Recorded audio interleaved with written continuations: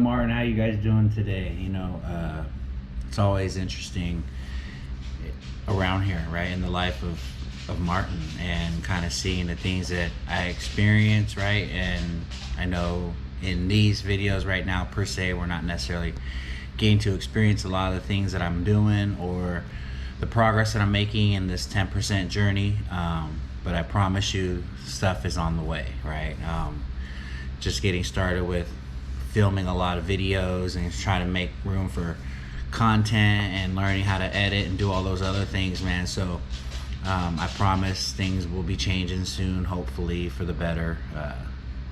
But yeah, I mean, it's good, right? So I run these sober living houses, and it's always interesting to think about like the things that we experience, right? You guys hear me get frustrated and talk about guys who go back to using and do stupid stuff and make dumb decisions and, right, do what they do, right? Abandon their family and their kids, right? The literature talks about all the time, like we hurt the ones we loved. And so like to see it, it's always hard. But the other day I had one of the guys come back and like threaten me, and those are always interesting visits, right? Where, thank God my wife was around, because he said the only reason he wasn't going to hurt me today was because my wife was here.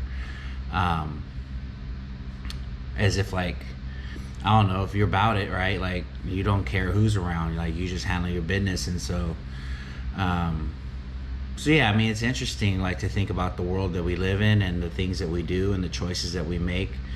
But I wouldn't change any of what we do for nothing, right? I tell my wife all the time, like, prepare for me to be gone one day, because I might get killed doing the job that I do, whether it be in the streets doing ministry or dealing with these knuckleheads sometimes, right? Because addicts they're volatile at times, right? You never know what to expect. We get mental health and all these other things, and so it's like, it is what it is, right? And we just keep moving forward, and we trust that God's got us and He's with us, and He's going to protect us, and whatever that looks like, right? I'm just looking to do what God has called me to, right? And so yesterday I talked about treating people the way you want to be treated, and it kind of goes with the topic today, right? I said that others are doubting you, so don't doubt yourself, right? And it's crazy to think about like how some people look at you, right, or me, or anyone, and the thoughts that go through their heads, right? That I'm not who I say I am, that I'm not good enough, that I'm not this and I'm not that, judging me, right, based on the color of my skin, the way I look, the way I act, the way I talk, right? I told you guys all the time, lots of times people tell me I can't really be a pastor, right, because I don't talk like one, I don't act like one. And the reality is, I'm like, well, I just don't hide in the church like one, I'm out on the streets with the people, man, trying to get my hands dirty, right, and do ministry amongst the broken, because those are my people, right? That's where I come from, right? I come from brokenness, and I know what it's like to be stuck on the pipe, or homeless, or without nothing, feeling like nobody cares and nobody loves you, right? And like that plays into like the thought process, right? Like as an addict, I suffer from low self-esteem, and I get it that there's other people in this world that suffer from those same thoughts too, right? Low self-esteem and not feeling like you're enough, and feeling like your value is dictated by your actions, right? Past actions especially, right? Like those things make me who I am, and they don't, right? My experiences shape the person that I'm becoming, but they don't say that I'm garbage because I did this or I did that. No, that's not the case, right? Because I serve a big God who loves me unconditionally, who went to the cross and died for my sins, so that, right, to show you my value, right? He made me in His image, right? Beautifully perfect in His image, right? And so, like, there's people in the world that are jealous, and they don't know how to think positive about you or me or anyone, right? And there's constant doubt that the things that I said I do or I've done is truthful to some people, and so like it's hard to think about, right, when I said others are doubting you, so don't doubt yourself, because if no one's gonna believe in you, you have to believe in you. You have to, right? You have to believe in the capabilities and the talents and the skills that you have, right? And I get it, right? Like, as I've gone through this process, I mean, I've been very arrogant and egotistical in my life, right? Full of conceitedness, right? And part of that was to cover up my low self-esteem that I had for myself. But the reality was, like, I didn't ever want to believe that there was anybody better than me at anything that I did, right? And one of the things I try to tell some of the guys that I work with, like, you gotta walk with a swagger, right? Like, you gotta walk with a swagger, because there's a belief system that goes with that, right? And I don't want to believe that there's anybody better than me at what I do. Yes, I get humility, I get modesty, I get those things, but there's also something to be said for carrying myself well. And I think it's where I place the value in knowing that who I am and what God made me to be allows me to hold my head up high, right? I was talking to another addict the other day, and I said, man, have your chest up, right? Have your chest out, because like when you're slouching and like, oh, woe is me, like your head's all down, your chest all sunk in. I said, no, man, put that chest out, right? Like, hold that chin up, because sometimes that's all we got, right? And my sponsor would always tell me, you have to act your way into better thinking. You can't think your way into better acting, right? Because the reality is, I have to take actions that will transform my mind into showing me what I'm capable of, not just think about doing things differently, because I never do. I never follow through. But I have to take proper actions, right? And proper action sometimes is doing the job that nobody thinks that I can do, right? I love a good challenge. Man, tell me I can't do something, right? I tell people, man, tell me I can't do this. Tell me. I dare you to tell me, and then watch me, right? Watch me.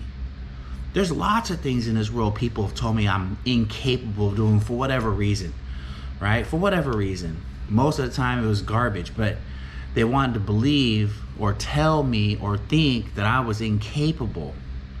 Man, don't let me know that you think that about me, because I'll show up and I'll show out. It has nothing to do with arrogance or conceitedness. It has to do with the fact that I believe in me, you know? And that's where this whole 10% journey started at, right? My wife's like, you can't do it.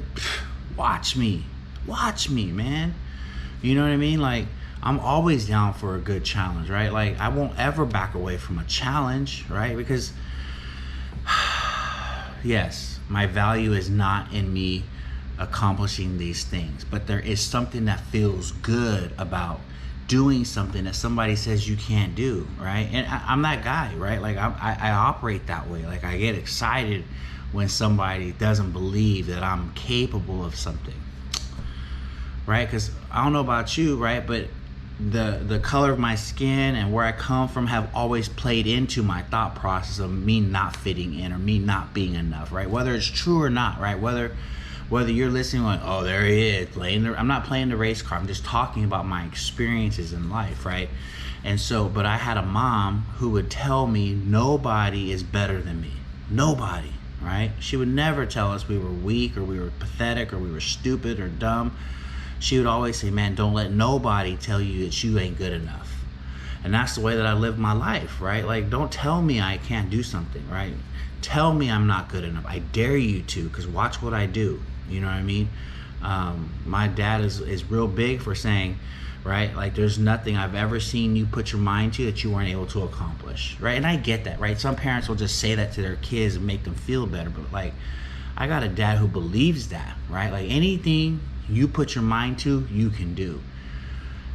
And I want everyone to believe that about themselves, right? Like, it sucks when you get caught up in negativity, right? And doubt of self, right? Like you're not good enough or you're not capable, because it's a downward spiral from there, right? Like, how do you get, I don't even know how to get out of that. I don't even know how to even start in that thought process, right?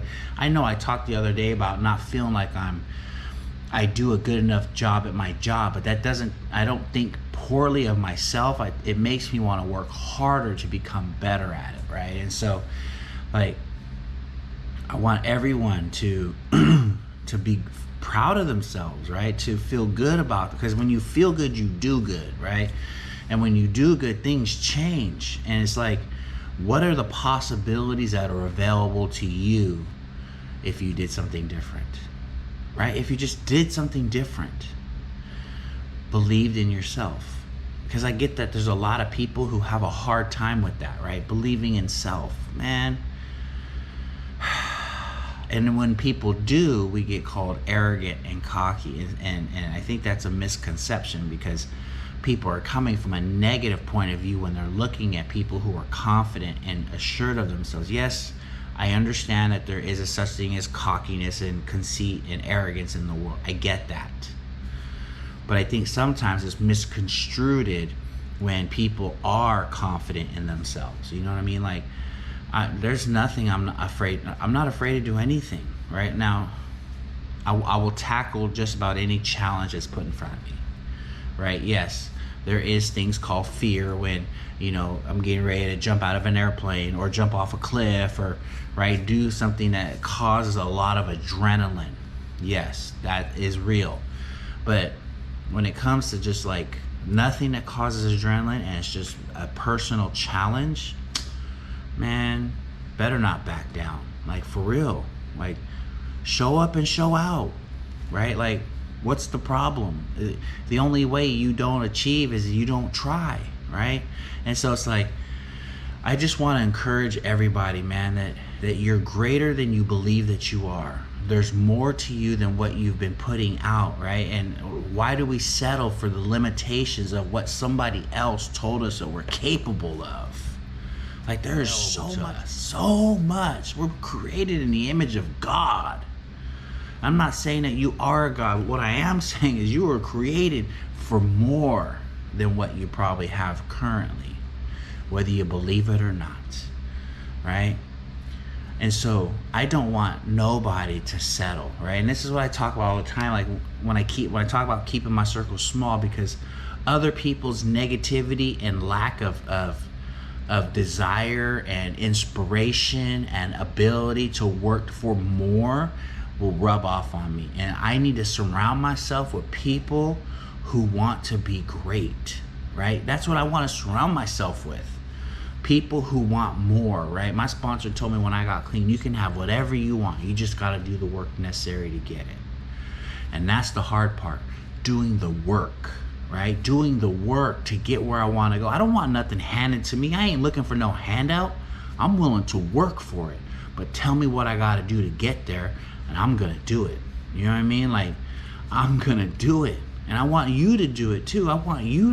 I do this because I want everyone else to know what's available to them. I don't do this to brag or to be no, I do this to help somebody else realize that there is more available for you. Way more than probably what you have currently. It's just sometimes we get so caught up in our small minds that we can't believe that there's more available for us. When I got clean, my sponsors told me to write 6-month goals, 1-year goals, 5-year goals, and 10-year goals. My 10-year goals were accomplished after my first year. Why? Because I had a limited mindset about what was available to me. And then I asked him, like, what do I do now? Like, I don't have any more goals. He said, you can do whatever you want. You can do whatever you want now. Like, it's a clean slate. Right? Our literature, it says lost dreams reawaken, new possibilities arise, right? And what that tells me is that the dreams that I had at one time as a kid were lost, but they get reawakened when I get clean and start to do things differently. But not only do they reawaken, but now new possibilities arise. Like, there's new stuff available to me that I never dreamed possible. Never dreamed possible.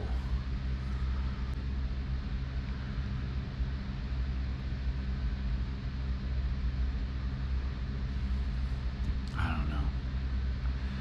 If nobody's told you today, God loves you and so do I. I hope you have a great day and God bless you.